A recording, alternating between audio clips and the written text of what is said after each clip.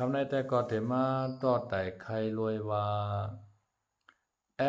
พีก็ไปไข่เย้าไปไข่โตลีนังเก่าค่ะเนาะพี่น้องวานหายาค่ะพีเขาก็ออกมาลาดว่าเฮาอำไลก้องกายสั่งกันตั้งซึกค้างในค่ะเนาะอำไลจอยส่งเอ็นเฮียงซึกกาจอยขังตึกใต้แหลง SNA ในค่ะเนาะก้อยกะว่าศักดิ์ศรีหลักฐานมันสำเนอยู่นั่นขนาดเนาะโอมคำเสมาลาดก็มีภาลายุมในคณะก็เปว่าตับซึกใต้แหลงเขาก็เลยขึ้นตึกยื้อขึ้นขนาดเผื่อว่าเขาถอยออกกายเย้าในกำในตับซึกใต้แหลงเขาก็ขึ้นเขาก็กดทัดด้วยอันที่อ่องเป็นปางตึกนั่นค่ะนะ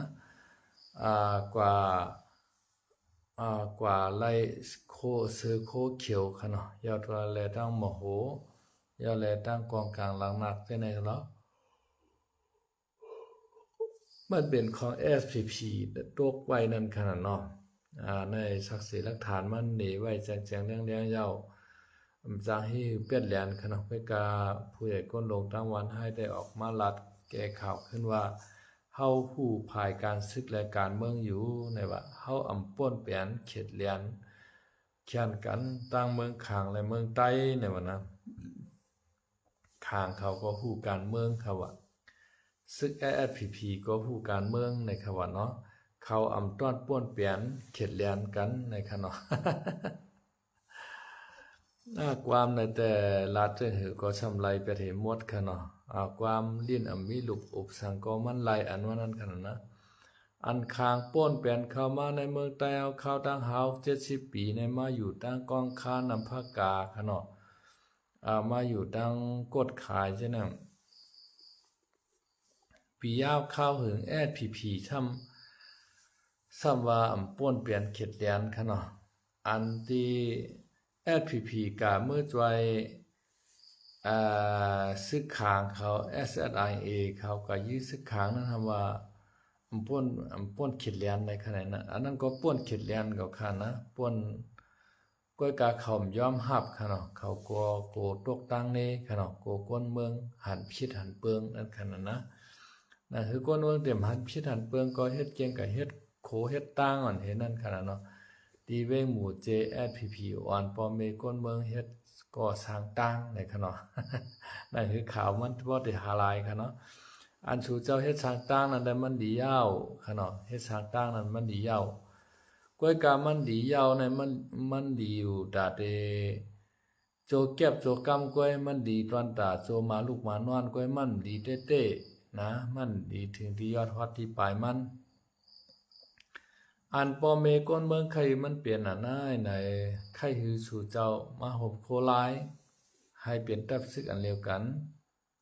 แกดเก็บก็ปั่นปอมเมก้นเมืองขนาดอันในก้นเมืองเฮามุงมองมาป่านสืบปานเจียมก้นเมืองเจียมสังขายาห้านเจ้าขนาดกูตีกูตั้งเจียมนอกเมืองในเมืองเปิ้นก็มุงมองว่าใครโคลายและโคเขียวเป็นอันเดียวกันบ่ว่าเป็นอันเดียวกันได้ในเอ็นแห้งอ้อจะอานาตอนดาติต่อรองนะซึกมาในแสงตอนดาติต่อรองนะซึกเจ้าคือได้สังไหนเฮาเป้ปูนไว้เฮามีนำไว้นั่นขนาดนะอันในซ้ำกะเป็นเครื่องมือของเปิ้นขนาดเครื่องมือว่าแหกำกับเป็นเครื่องมือปรองให้กำกับเป็นเครื่องมือคางให้ไหนเปิ้นยอบโหห้าหลอกกันห้าก็ซ้ำหลอกซ้ำเปิ้นอันจึงนั้นเปิ้นไข่หลอนั่นขนาดนะมันเป็นจังไหนพีเนี่ยก็ไปป่องหูป่องใจขนาดลำตือลำตาลเฮเอาอาตามาหน้าเฮ็ดกว่าการซึกการเมืองกะว่ากะเปลี่ยนนั่นขนาดนะเมื่อเรียนได้ไหนอันเป็นโกกลางเขายึดเอาเวงเซียนวีในขณะยึดเอาเมืองเซียนวีเนี่ยเมืองเซียนวีในป้อตันป้อตันเมืองเขในนั้นขนาดนะป้อตันเมืองเขเปิ้นเต็กเต็งที่สอนที่เขยาววันเมื่อไหนขนาดกว่าเฮ็ดซึกพีเนี่ยมันหลายยาวในขนาดที่เวงทางยานก็ว่ามปันกว่ายาวที่เวงกดขายก็เวงเซียนวีจังได๋ก็ซึกโกกลางคำปันกว่าเฮ็ดพีอ่ะค่ะก็น่ะให้กับเฮ็ดซึกโกกลางให้กับเฮ็ดซึกว่าเปิ้นก็ปึดพักดูมันย่อมกล้าเปิ้นไป ตียอบปลาขนาดนั้นคือบ่ได้ไรก็เฮ็ดซึกว่าซึกโกกัง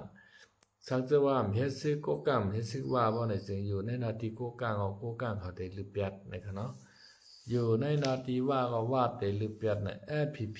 หัดตักเสียงสังจ้อมเสเจอเสเมียวค่ะเนาะเปิ้นเอารถเมโครรถแต่งกาถังมาตาได้ขุดเอาถ่านหินค่ะเนาะ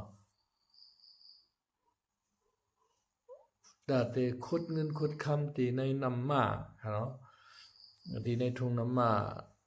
ลาเชลได้ค่ะเนาะ FPP ก็มันก็ให้หามเสียชื่อเสียเมียวค่ะเนาะวันเมื่อไหร่เปิ้นก็เตรียมได้เตี้ยเจ้าเงินซาเขาก็มาเต็กเต็งซื้อเอาตีลินของเมืองใต้กว่าได้เตี้ยเอาค่ะนะตีลินตั้งเซียนวีเขากดขายเขาจะในขณะตั้งเหล่ากายเขาจะเนี่ยซึกเขเกากลางห้องลาวปานเขเขามาซื้อเอาตีดินใต้เอาค่ะกว่าที่ติ๊กใต้เอาขาเตมีนางเลียนอยู่ตีลินตีเฮ็ดกินเหย้าใต้เฮาก็เตไลปลายทางขนาดปลายกว่าอยู่เมืองไทยปลายกว่าก็ตีก็ตั้งนะกำลุนชุดเขเขาก็เพิ่นมาเอาขนาดอยู่หลายๆเพิ่นก็เตไลตีลินเพิ่นเตไลเฮือนเตไลเย่ขนาดอันนั้นก็เป็นที่ลีมองใจของใต้เฮาเตว่ายันเปว่า FPP ใต้เฮาซึกใต้เฮานั่นก็กลุ่มก็เป็นเครื่องมือเปิ้นค่ะเนาะกลุ่มก็เอาเปิ้นว่าอยู่ก้วยกลุ่มก็กาจ้อมกองอันเปิ้นให้ค่ะเนาะมันเป็นจังได๋มือโคลายขึ้นมือเตือตั้งปอดห้องในโคลายในเอ็นเฮียงพ่อใหญ่นายาลีโฮมห้อมโคลายเหี่ยเอาเมืองใต้ละแล้วก่อนขอสำเฮ็ดขนาดสำเก่าห้องเปิ้นเหี่ยก็ขึ้นมาลึกตึกโคลายถือที่โคลายมีปอดห้องยาวในวันเมื่อใน FPP ก็เอาปุ้นพรสังไลปันปอเมก้นวันก้นเมืองเฮาเมื่อเข้าไปไล่โคลายได้ก็ว่าเมืองใต้ปอดห้องนั่นเฮาได้จ่อยแถมเต็มที่ในหั่นเนาะมันจังนั้นโกกลางเขาว่าคั่นนะปอลองเขาว่าโกกลางเขาว่าเขาได้จ่อยแถมปอเมพี่น้องคนเมืองใต้ปอดห้องแถมตีนี่โคเขียวใช่ไหมเปิดถึงที่โคลายปลายลงมายาวในจ่อยแถมบันเต็มตีกาเงียบตีเงียบมันเงียบปอเงียบแหมอันเป็นปอเมคนเมืองกับห้องปอตายกว่าก็มีขนาดนิกจักงานเซผู้จ่ายมี1ก้อผู้จ่ายมี2ก้อเอากะเฮ็ดซึก1ก้ออะไรกันเนาะอันกะเฮ็ดซึกนั่นก็ไรกะเฮ็ดซึกใต้เฮาค่ะไรกะเฮ็ดซึกโกกางไรกะเฮ็ดซึกว่าในกันเนาะออกค่ะวันเมื่อในก็ได้มาตรงตักพี่น้องเขาหมอกกันใน1สักซึ่งว่ามีข้าวยามในกันเนาะไรตรงตักพี่น้องเขามาก็ข้าวตั้งหึงเหย้าก้อยกะตึกหามาตรงตักพี่น้องเฮาเขาข้าวดัง2-3 คำ 3-4 คำมาในนะครับเนาะก็เป็นอันยินซ่วมเต้ๆนะครับเนาะที่พี่น้องเขาเข้ามาปั่นเอ็นปั่นแห้งทางช่อง YouTube เขาใส่คำลาวนะครับเนาะแค่นต่ออ่อนกันซอยติดตามซอยกดไลค์กดแชร์ปั่นใส่กำนะครับเนาะซอยเต็กปั่นหิ่งลำๆนั่นใส่กำนะครับเนาะคนจางปันแห้งสั่งกันในก็ให้ปันแห้งซอยติดตามกันในค่ะเนาะพอข่าวมีข่าวเงาใหม่ๆอันที่สนใจในก็พี่น้องเขาก็ได้ไหลหันกะกำเหลียวในค่ะเนาะยอก็สังเกตว่ามีพี่น้องก็ไหลภัยเจ้าไหลมีปอมีเมมีปีมีน้องไหลหันกันหึงเหย้าลาย 4-5 ปีแน่7 ปี9 ปี10 ปีแน่ในก็ให้ข้าเฮาใจคำลาวประกาศปันปืนเผาปันในก็ไล่ค่ะเนาะมือป่นมาหมอก2เรือนค่ะเนาะมีปอลุงวีเอาคาอยู่ตั้งสันกับแป้งในค่ะเนาะ